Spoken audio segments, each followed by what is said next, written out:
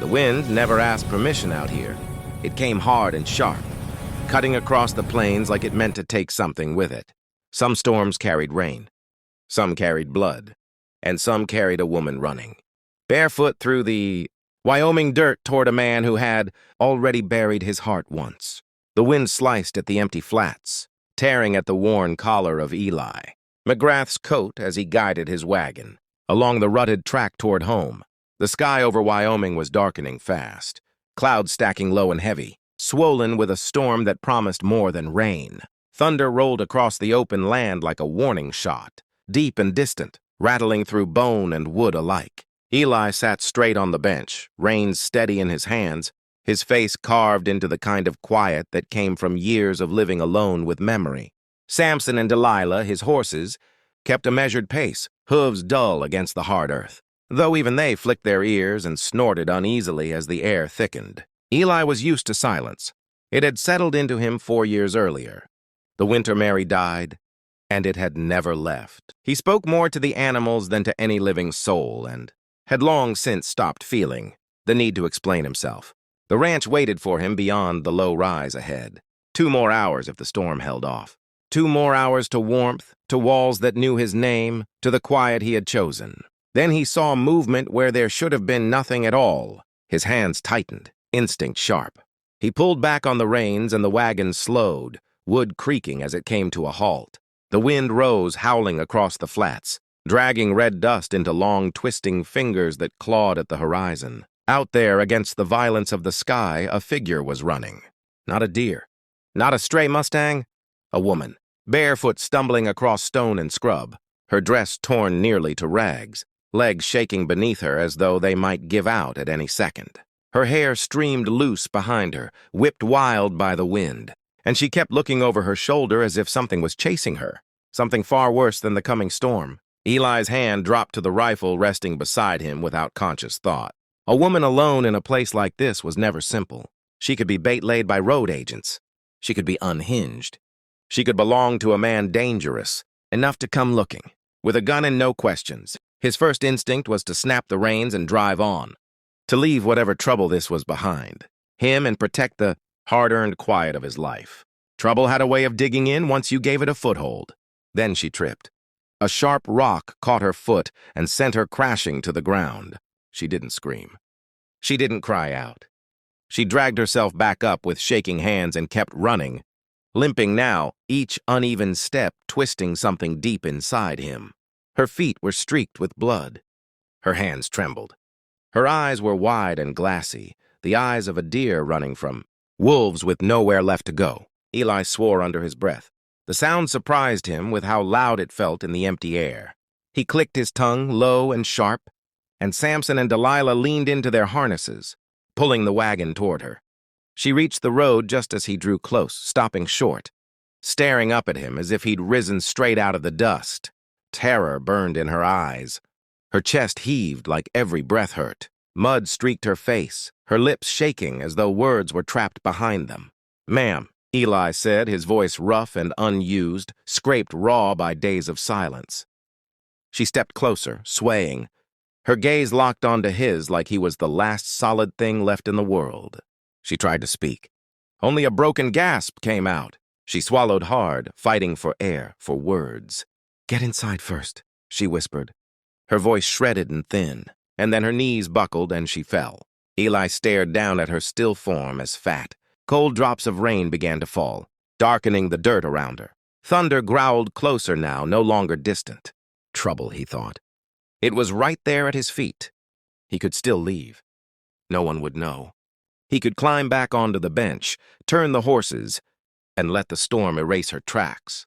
But Mary's face rose unbidden in his mind, her quiet strength, the simple oath they had lived by. You don't leave a soul helpless on the road.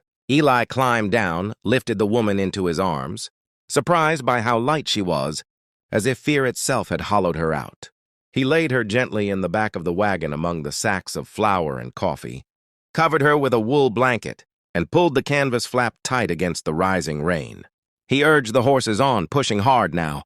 By the time he reached the old line shack he sometimes used when weather turned ugly, the sky had split wide open.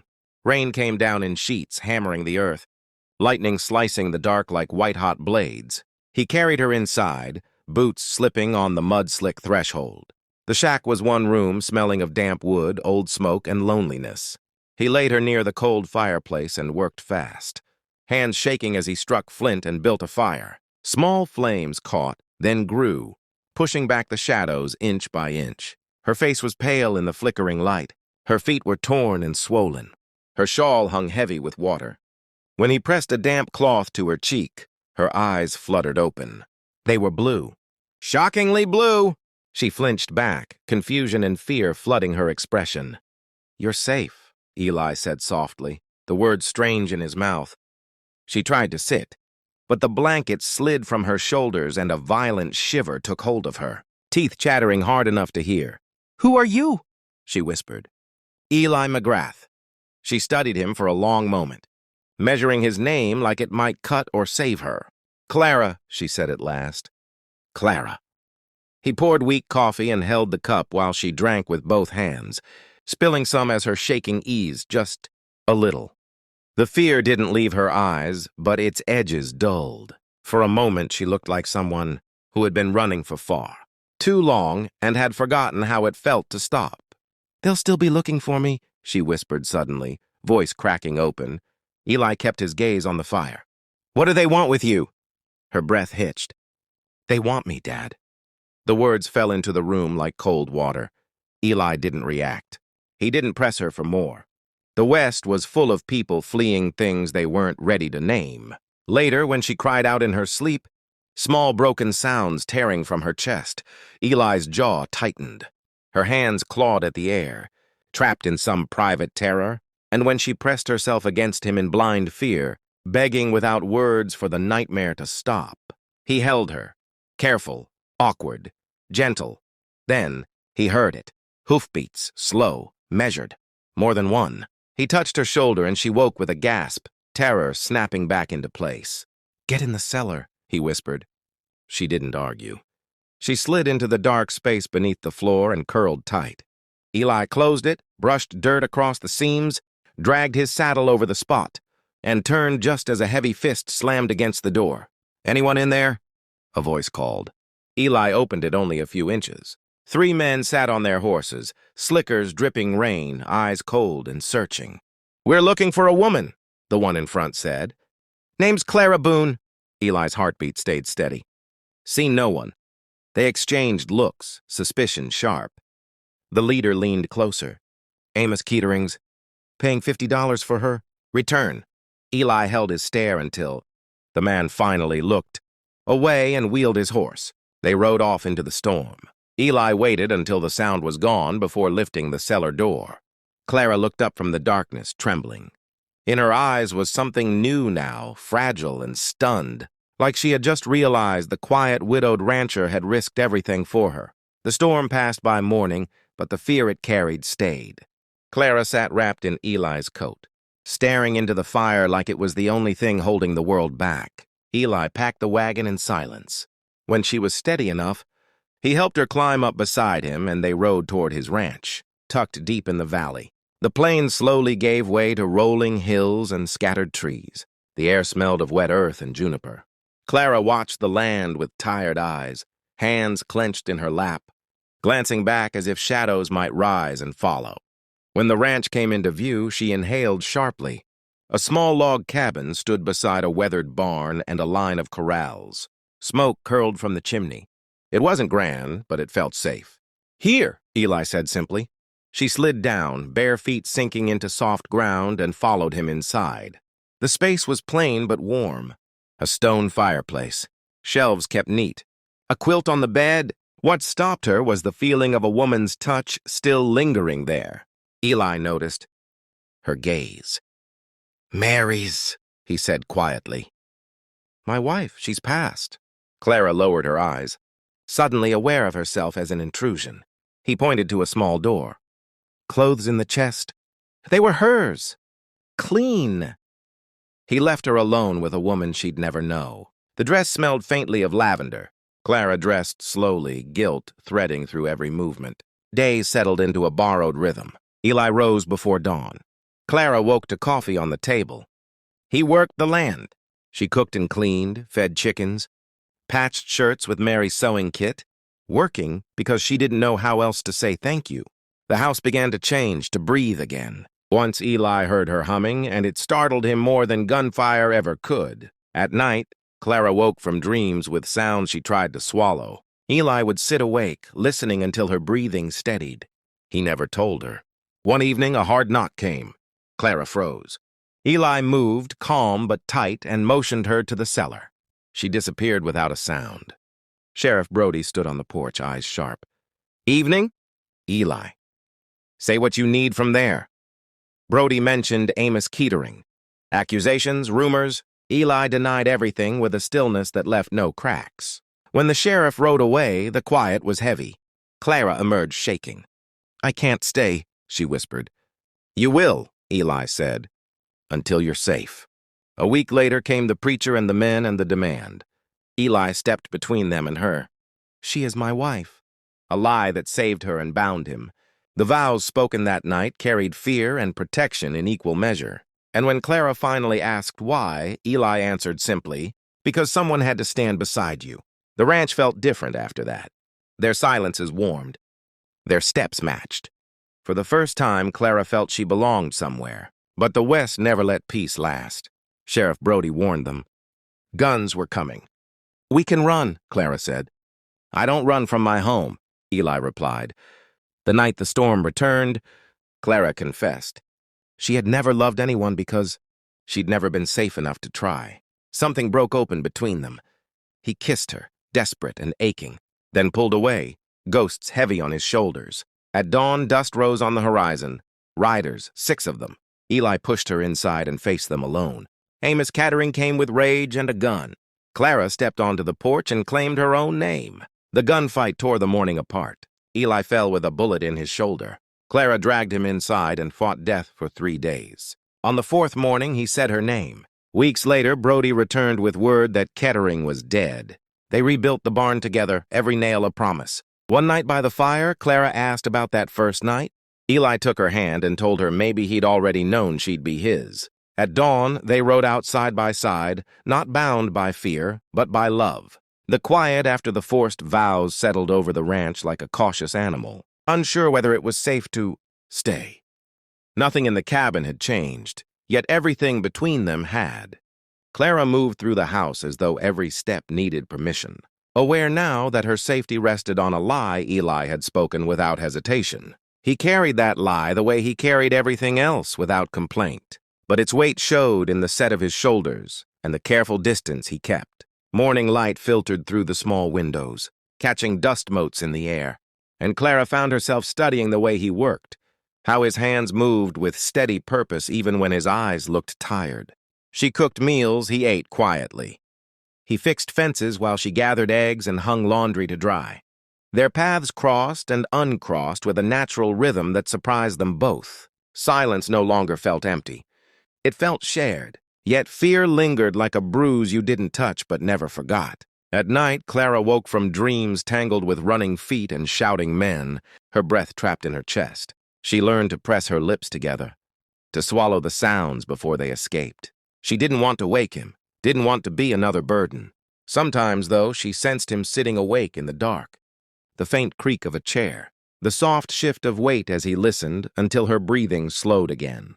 He never spoke of it, and she never thanked him, but something unspoken passed between them in those quiet hours. One afternoon, while the sun hung hot and still over the valley, Clara walked down to the creek beneath the cottonwoods.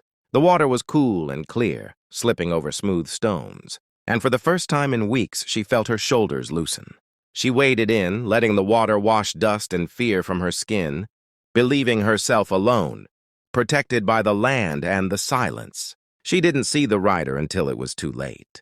He was passing through, eyes turned the wrong way at the wrong moment, and when he saw her, surprise flashed across his face. He looked away at once, muttered an apology, and rode on.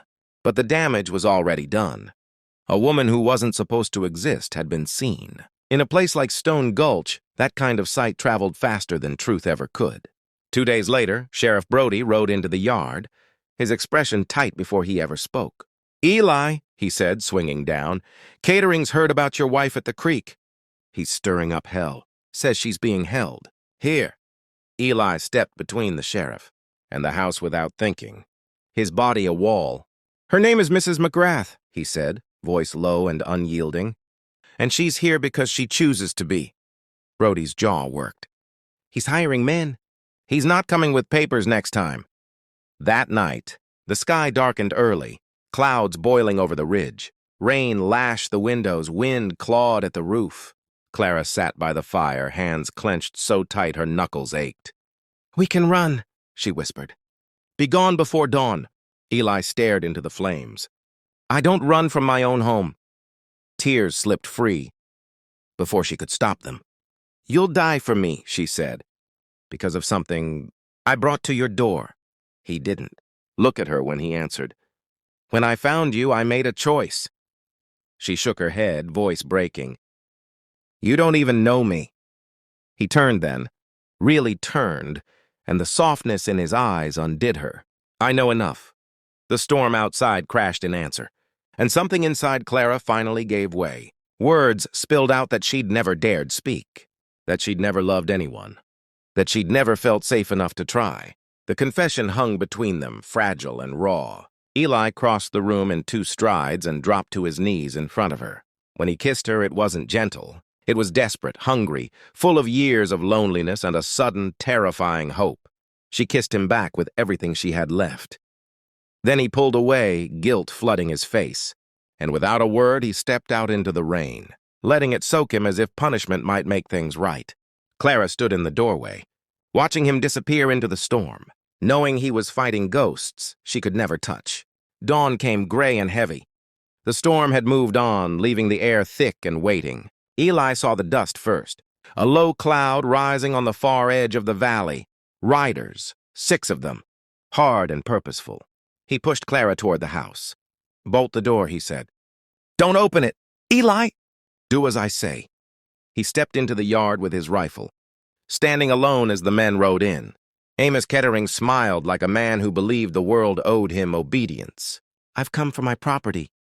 "She was never yours," Eli said. Clara heard every word through the door, her heart slamming against her ribs. She couldn't stay hidden. She stepped onto the porch, trembling but standing tall. "I am not your property," she said, "and I never will be." Rage twisted Kettering's face. He drew his pistol. The first shot split the morning open. Chaos followed.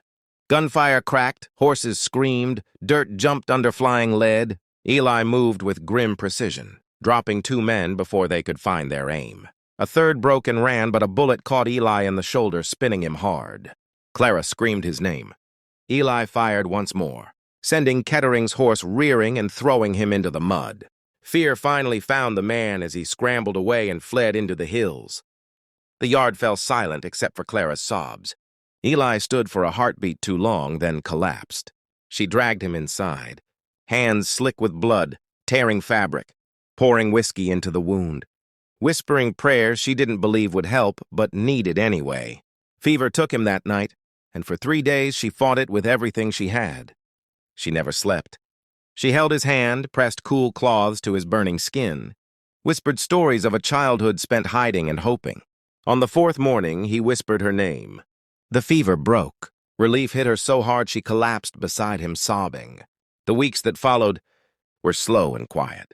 Healing came inch by inch. Eli leaned on her when he couldn't stand. She learned the weight of his body, the sound of his pain, the way his eyes softened when he looked at her now. They rebuilt what had been broken, boards and trust together. One evening, Sheriff Brody returned with news. "Kettering's dead," he said. "Shot by one of his own men." The words lifted a weight Clara hadn't realized she was still carrying. Peace, real peace, settled over the ranch at last. They rebuilt the barn that autumn, lifting beams together, driving nails side by side. Every strike of the hammer felt like a vow spoken without witnesses. One night by the fire, Clara asked about that first night on the road. Eli took her hand, thumb brushing her skin. "Maybe I already knew," he said quietly. At dawn, they saddled Samson and Delilah and rode out together. The ranch behind them no longer a refuge, but a beginning. The horizon ahead wide and open, theirs at last. Time moved differently after the blood dried and the fear loosened its grip. The days no longer felt stolen or borrowed, but earned, one careful moment at a time. Eli healed slowly, his shoulder stiff and aching long after the wound closed. Yet he never complained. Clara learned his silences, the way his jaw tightened when pain flared, the way he pretended not to notice her watching over him. She learned when to speak and when to let quiet do the work. The ranch settled into a rhythm deeper than routine, something closer to belonging. Mornings began with shared coffee at the table, steam rising between them. The sound of boots moving across the floor no longer lonely. Clara found herself laughing sometimes, a soft, surprised sound that startled her as much as it did him. Eli would glance up, caught off guard, as if joy were a visitor he hadn't expected to see again. Yet even as peace took root, scars remained.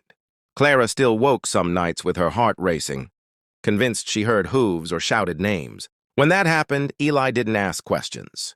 He simply sat up, grounding her with his presence, his hand resting near enough to remind her she wasn't alone. They spoke little about the night of the gunfight, about the kiss that had crossed a line neither of them had named. It lived between them like a held breath. Autumn crept into the valley, turning the cottonwoods gold and the hills a softer brown. Together, they rebuilt the barn that had been damaged in the chaos, lifting beams, hammering boards, working shoulder to shoulder until their movements synced without thought. Clara learned the weight of tools, the language of wood and nail. Eli watched her strength grow, quiet pride warming his chest. Neighbors began to pass by again, cautious at first, then friendlier as gossip lost its teeth. Some tipped their hats to Clara, some avoided her eyes, but no one challenged her place beside Eli anymore. The lie that had saved her life had, somehow, grown roots. One evening as the sun dipped low and painted the sky in copper and fire, Clara stood at the edge of the pasture watching Eli ride the fence line. The sight of him there, solid and real against the land, stirred something deep and aching inside her. She realized with a quiet certainty that what she felt was no longer just gratitude or safety. It was love, slow and steady, built on shared silence and chosen courage. The knowledge scared her. Loving meant something to lose. It meant opening doors she had spent her whole life barricading. That night, as they sat by the fire, she spoke before fear could stop her. She told him pieces of her past she had never given voice to, of a home that wasn't a home, of a man who measured worth in ownership. Her voice shook, but she didn't stop. Eli listened without interruption, his face hardening not with judgment but with resolve. When she finished, there was a long pause. Then he reached for her hand, tentative as if asking permission. "You're free here," he said. The words settled over her like a promise. Winter came early that year. Snow dusted the valley, softening edges, muffling sound. The world shrank to the cabin, the barn, the stretch of land they knew by heart. Inside, warmth grew. Clara hung new curtains she'd sewn from scraps, her stitches uneven but earnest. Eli repaired the rocking chair by the fire, smoothing the wood with hands that had learned gentleness again. One night, as wind rattled the windows, Clara rested her head against his shoulder without thinking. He stiffened for a moment, then relaxed, his arm coming around her slowly, carefully, as though afraid she might vanish if he moved too fast.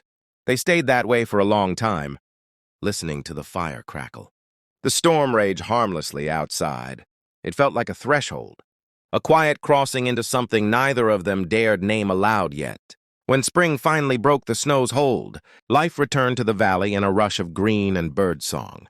With it came choices they could no longer avoid. The preacher returned once more, this time without accusation, asking gently if they wished to stand before God and mean the vows they'd been forced to speak. The question hung heavy. Clara looked at Eli, fear and hope warring inside her. Eli met her gaze, steady and open. "Only if she wants to," he said. The answer was Clara's to give, and for the first time in her life, the choice was truly hers. She nodded, tears bright in her eyes. The ceremony was small, held beneath the open sky, the valley stretching wide around them as witness. There were no lies this time, no fear driving the words, only truth spoken softly and meant. When Eli kissed her, it was different from before. No desperation, no guilt, just a quiet certainty that settled deep into bone. They walked back to the cabin hand in hand, the future no longer something to run from. That night, Clara slept without dreams for the first time she could remember, and Eli, lying beside her, listened not for danger, but for the sound of shared breath, steady and unafraid. Spring eased fully into the valley, and with it came a gentler kind of certainty. The land woke in slow stages, grass pushing through thawed soil, calves stumbling after their mothers, birds returning to fence posts like they had never left. Clara moved through her days with a steadiness she had never known, her hands busy, her heart no longer braced for the next blow. The cabin no longer felt like borrowed shelter, but like something she had helped claim. Every small change, a quiet declaration that she intended to stay. Eli watched her from the edges of his work, from the barn doorway or the far side of the corral, taking in the way she stood taller now, the way her eyes lifted to meet the world instead of scanning it for danger. He said little about it, but something inside him settled every time he saw her moving freely across his land, unafraid. The nights grew warmer, the fire less necessary, though they still sat beside it out of habit, sharing space the way some people shared words. Sometimes Clara would read aloud from the few books Eli owned, her voice steady, stumbling only occasionally over a word she'd never needed before. Eli listened, pretending to mend tack or sharpen a blade, though every syllable anchored him more firmly to the present. There were moments when grief still surfaced, when Mary's absence pressed close, but it no longer felt like a betrayal to breathe through those moments. Life had found its way back in, not by erasing the past, but by standing beside it. One evening, as the sun slipped low and painted the hills amber, Clara stood at the window and spoke without turning. She told him she had spent most of her life believing survival was the same as living. She told him how strange it felt to plan for tomorrow without first calculating escape. Eli listened, his hands still, his attention complete. When she finished, he crossed the room and stood behind her, close enough that she could feel his warmth without being touched. "You don't owe me anything," he said quietly. "You chose this." She turned then, tears bright but unafraid, and nodded. That choice echoed through everything that followed. When the preacher returned on a clear morning, there was no crowd, no pressure, no threat hanging in the air. Just open land, blue sky, and two people standing side by side because they wanted to. The vows were spoken simply, without flourish, but every word landed with weight because it was freely given. Clara's voice shook only once. Eli's didn't shake at all, when they were pronounced husband and wife again. Truly this time there was no collapse, no fear-driven relief, only a quiet exhale, like something long held had finally been released. They walked back toward the cabin together, hands brushing, smiles small but real. Life after that didn't change all at once. It didn't need to. It deepened. Days filled with shared labor and shared rest. Nights with conversation that wandered from memory to hope and back again. They learned each other in the slow way that lasted, learning habits and silences, learning where old wounds still ached and how to soothe them without words. Sometimes Clara rode out with Eli, the two of them moving across the land as if they had always belonged that way. Sometimes she stayed behind, tending the house, humming softly, the sound carrying out into the yard like a promise. The valley held them season after season, and no one came riding with guns or claims anymore. The past loosened its grip. One night, long after the barn had been rebuilt and the scars had faded to pale lines, Clara sat beside Eli and asked him again about that first meeting on the road, about her broken words and his choice. He took his time answering, thumb tracing slow circles against her hand. He told her that some moments came wrapped in storm and fear, but they still asked to be answered. He told her he had seen a woman running for her life and recognized something of his own loneliness in her eyes. Maybe he had known then, or maybe he had simply trusted the pull of doing what was right. Clara leaned into him, the truth of it settling warm and sure in her chest. At dawn, years later, they saddled Samson and Delilah once more, riding out together across land that no longer felt empty or threatening but wide with possibility. The ranch behind them stood solid and whole, not as a refuge from fear, but as a testament to what could be built when two broken lives chose to stand together. The horizon ahead stretched open, bright with morning, and this time neither of them felt the need to run,